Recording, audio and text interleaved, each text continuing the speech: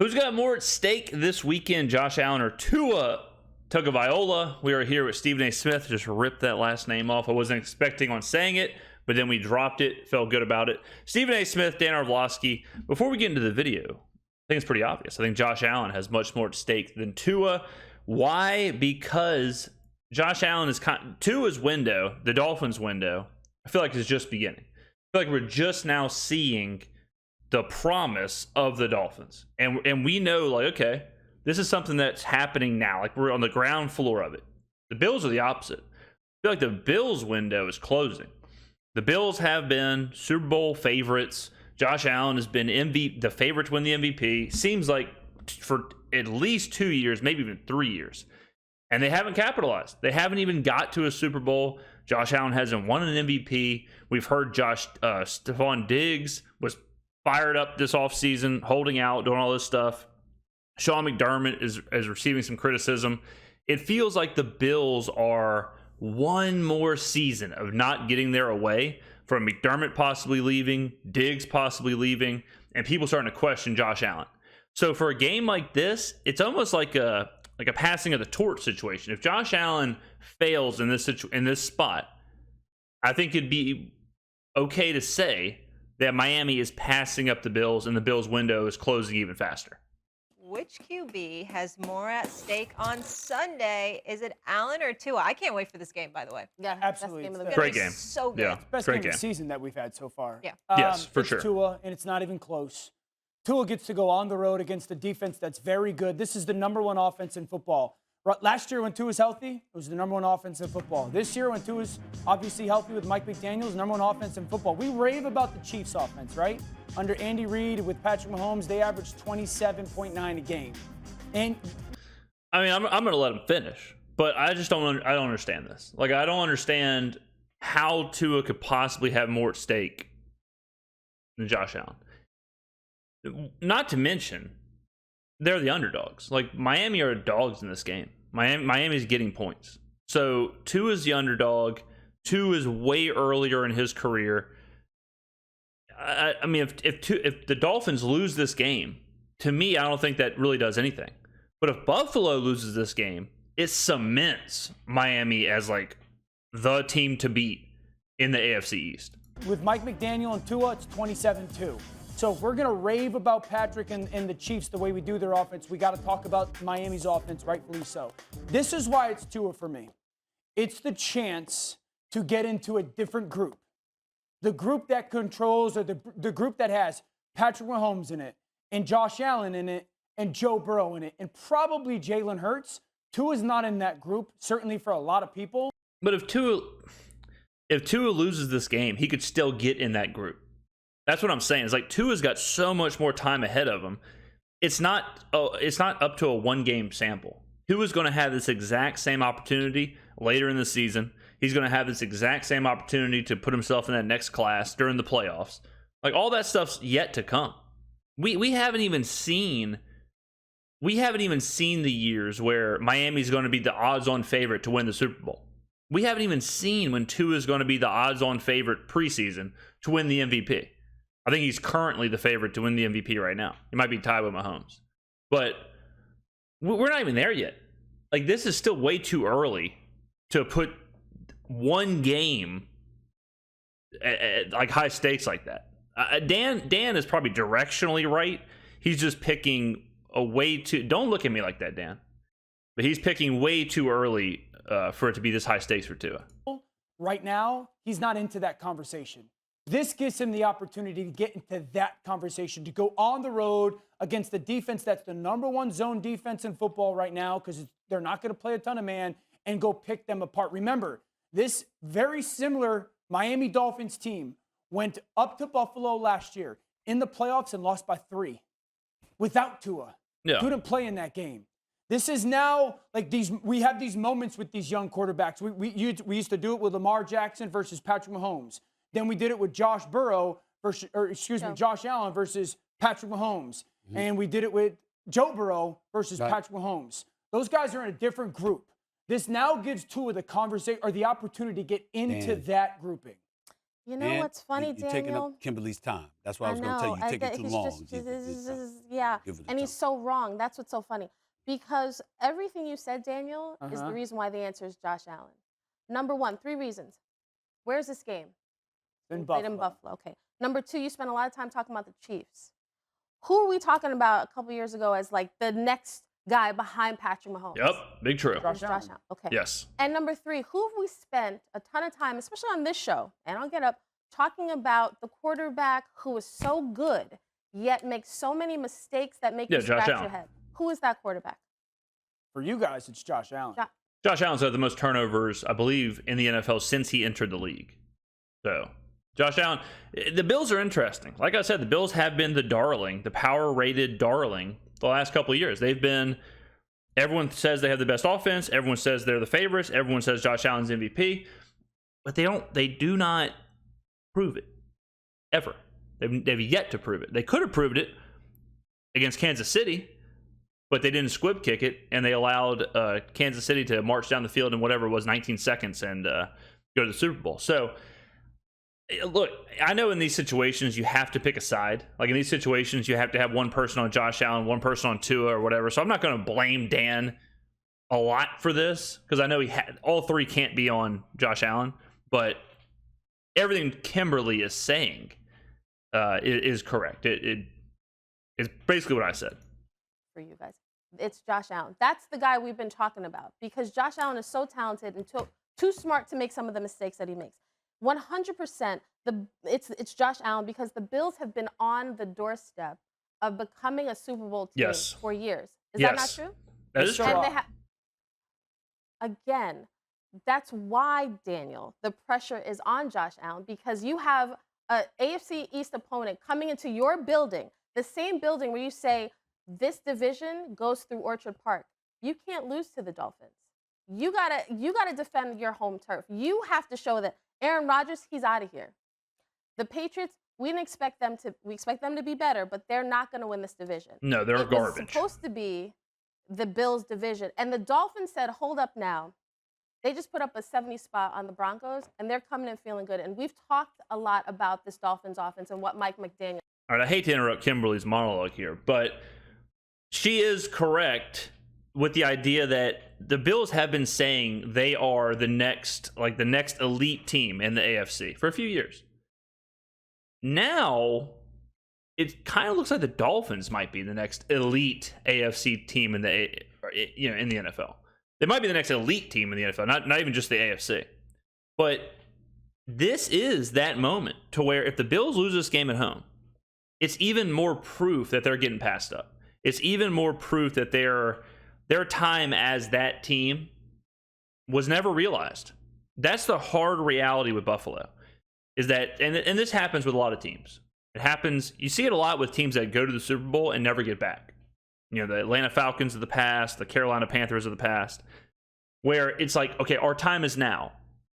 Or even the Colts with Andrew Luck. It's like, our time is now. And then they never realize it, and they end up getting passed up by somebody else.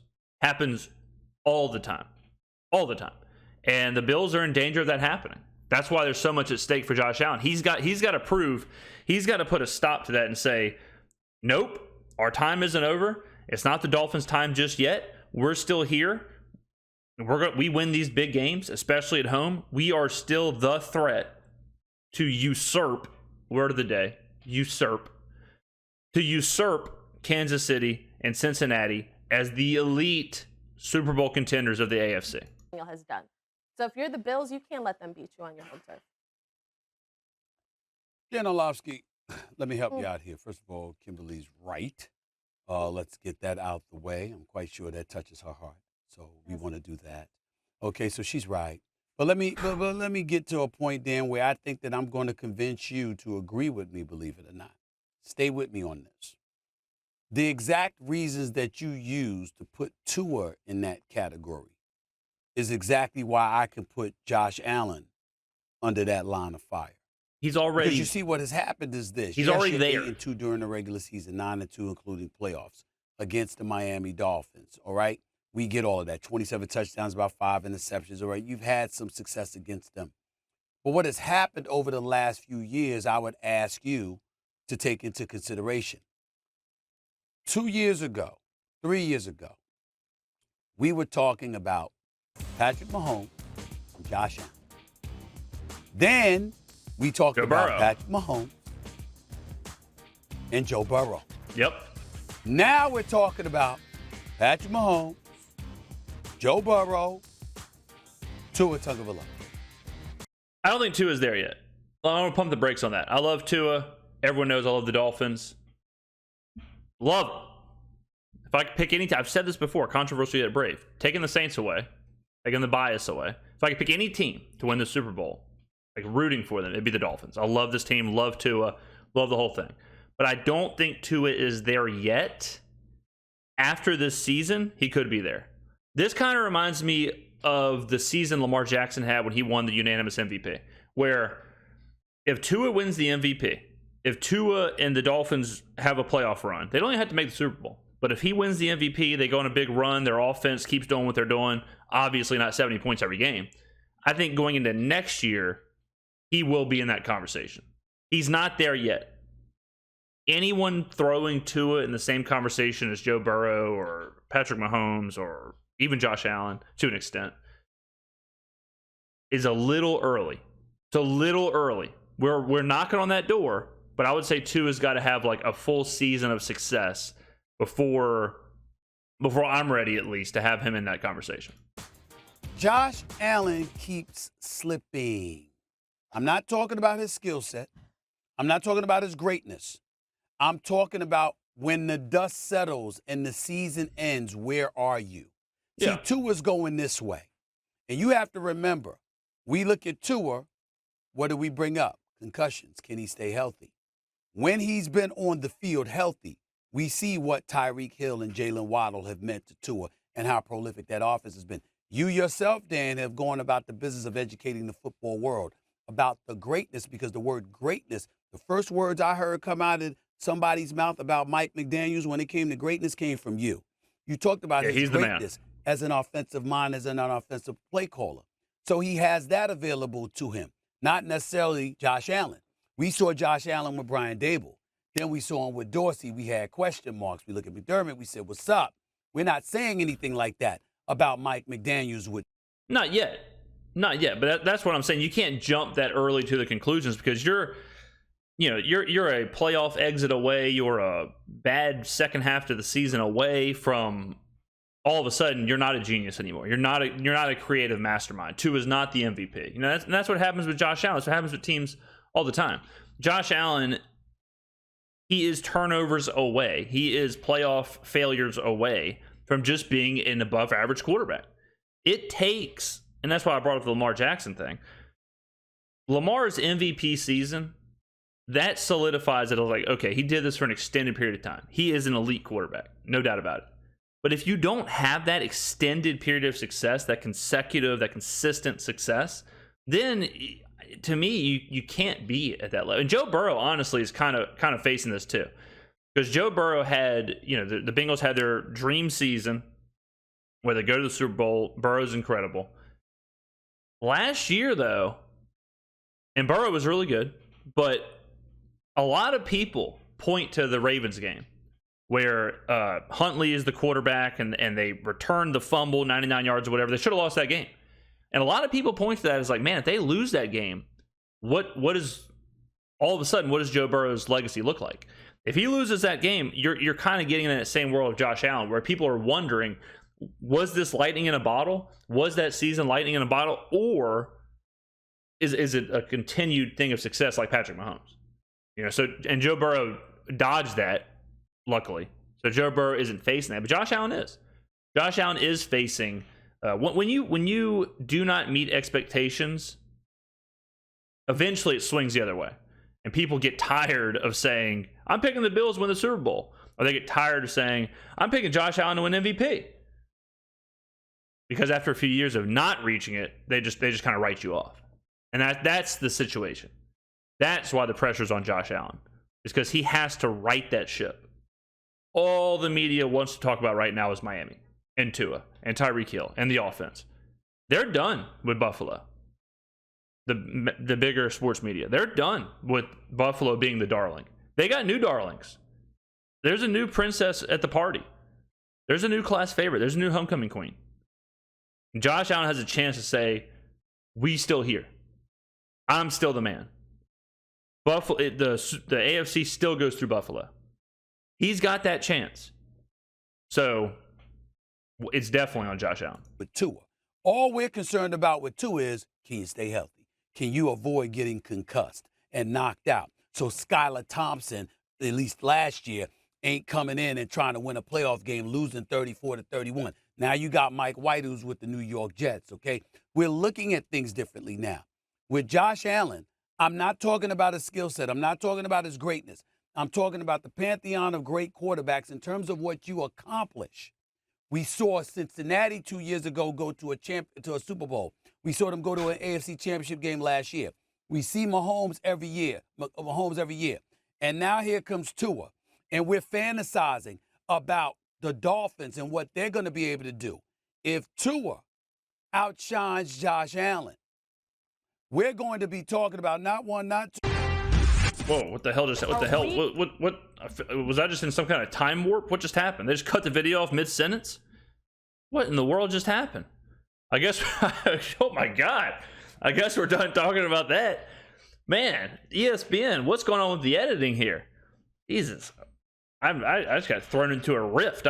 Stephen A was lulling me to sleep between him and Kimberly's monologues and Dan Orlovsky sitting there with his teeth in his mouth agape, wide open, just blank staring into the camera.